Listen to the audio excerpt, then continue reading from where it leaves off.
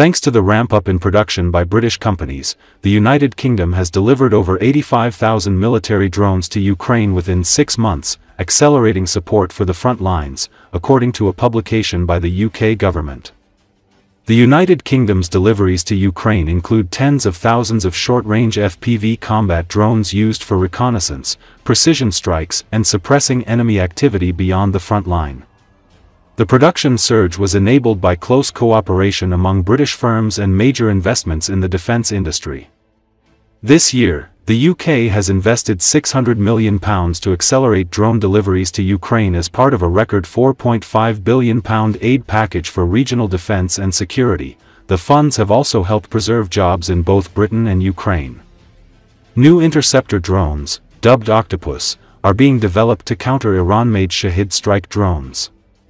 About 35,000 interception systems are expected to be delivered to Ukraine in the coming months, and battlefield experience is being used to refine technologies and speed up fielding. A first-of-its-kind industrial partnership has been signed to develop prototype drones for protecting critical infrastructure and civilians, and British experts plan deployments to Moldova to train local counter-drone forces. British Defence Secretary John Healey has stressed that ramping up drone production and modernizing air defences are necessary to counter the escalating Russian threat to Ukraine and Europe.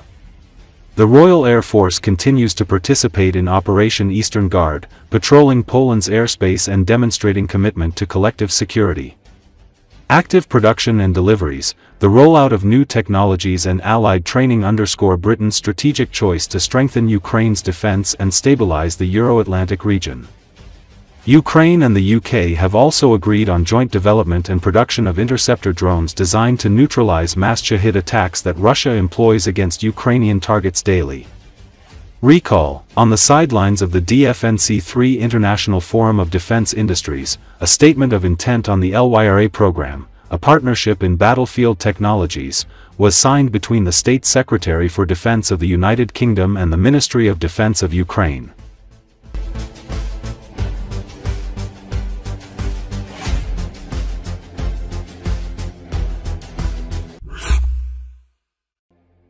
The Igeldams car park in the capital of Sweden seems like an ordinary underground parking, hewn into the rock face, but it doubles up as a public shelter for 1,200 people in case of a full-scale war.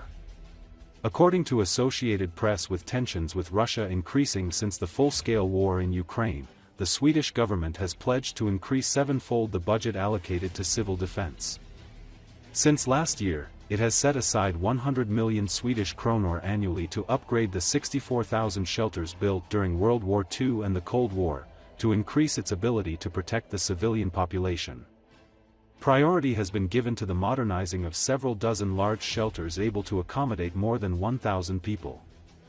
The renovation of the Second World War-era Igeldams shelter in central Stockholm was completed in September, and work on 24 out of 80 other large shelters is continuing. The entire renovation process, including the upgrade of air filters and replacement of diesel generators, can take up to 2 to 3 years, according to the Swedish Civil Contingencies Agency. The government hopes that the increased funding for the civil defense in the coming years will boost the pace of this process. But the agency's shelter specialist, Anders Johannesson, says the money allocated to the renovation annually is unlikely to cover the cost of fixing all of Sweden's 64,000 shelters, let alone the building of new ones. Late last year, the country's civil defense minister warned that the military threat against Sweden had increased and that an armed attack could not be excluded. He was speaking as he announced another update of a Cold War-era civil emergency advice booklet. Besides giving practical advice on cyber and terror attacks, pandemic and environmental threats, along with conventional warfare, it also carries items on self-defense, psychological defense, digital security and protection against air raids. The first edition of the booklet was published during World War II.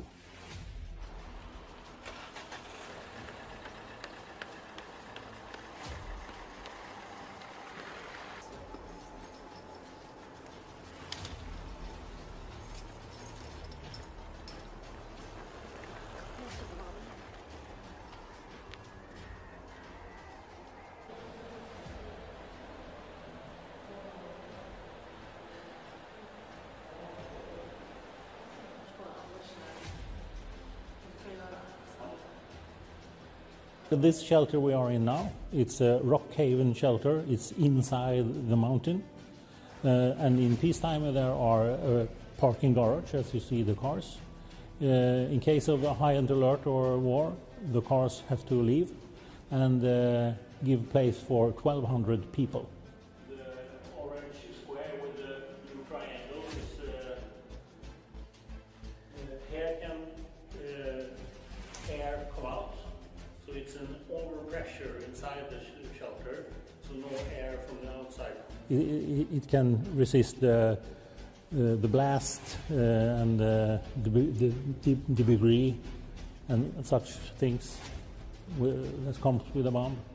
And then it's airtight, so it even resists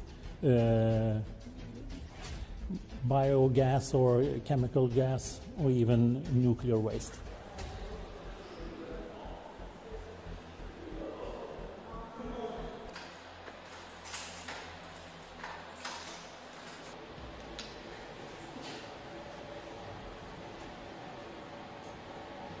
$100 million a year isn't near enough for all the 64,000, but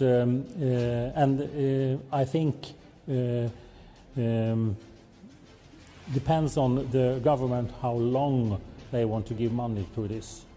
But the thought the government have is to renovate all shelters in Sweden, and then when we have renovated all the shelters, then maybe we start building new ones.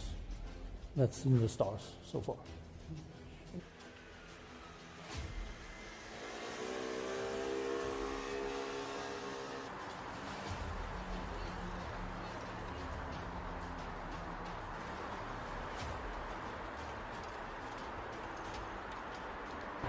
I don't think we're too well prepared. There's some information coming out in your mailbox and so on, but I'm not sure. We're not used to crisis here in Sweden.